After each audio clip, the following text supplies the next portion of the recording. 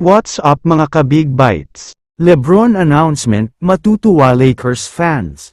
Pero bago ka sana magpatuloy sa panunood ay huwag mong kalimutang mag-subscribe sa aking YouTube channel. Isingit lang muna natin sandali ang balita tungkol kay Damian Lillard. Naglabas kasi ng nakakagulat na balita ang Bucks, at sinasabi nilang may balak daw sana silang bitawan si Lillard sa off-season at kumuha ng first-round picks.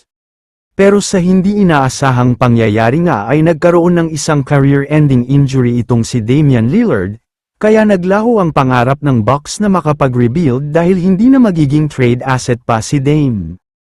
Pero ang chance na lang nila dito ay ang pag-trade kay Giannis Antetokounmpo, minimum of 4 first-round pick ang makukuha nila sa kanya.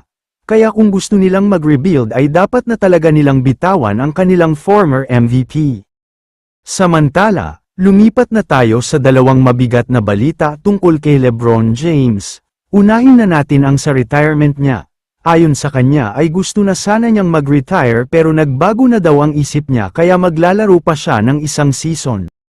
Turning 41 na siya pero kayang-kaya pa daw niyang maglaro. Nararamdaman nga daw niya na baka next season ay makakuha na sila ng kampyonato, lalo pat may isang bagay talaga na nakatulong kung bakit ayaw pa niya mag-retire. Nangako daw kasi ang Lakers management lalong-lalo na ang general manager at team president, na gagawa daw sila ng big trade this off-season, kukuha daw sila ng wingman o bigman para maging katulong nina LeBron at Luka.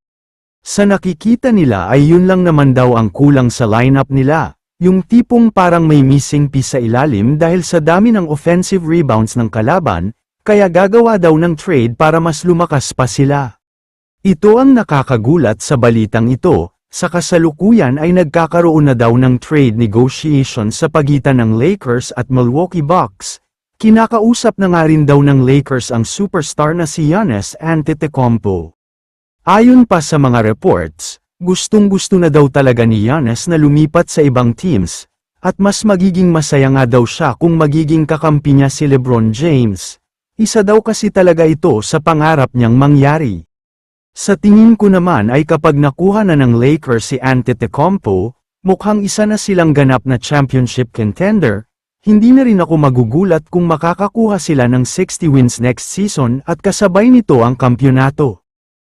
Kaya naman kung kayo ang tatanungin, ano ang masasabi nyo sa balitang ito? I-comment mo naman ang opinion mo tungkol sa tanong na ito. Dito na muna nagtatapos ang video na ito. Maraming salamat sa panunood mga ka-Big Bites. God bless sa inyong lahat.